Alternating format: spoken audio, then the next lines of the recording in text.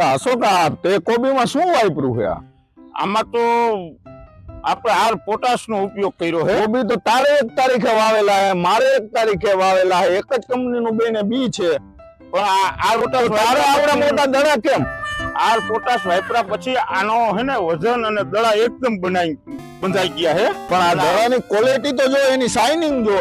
આ વ્યવસ્થિત R potash છાંટવું પડે. આર પોટાશ છાંટો એટલે આનાથી વજન બહુ આવે. કેટલા રાઉન્ડ લીધા છે?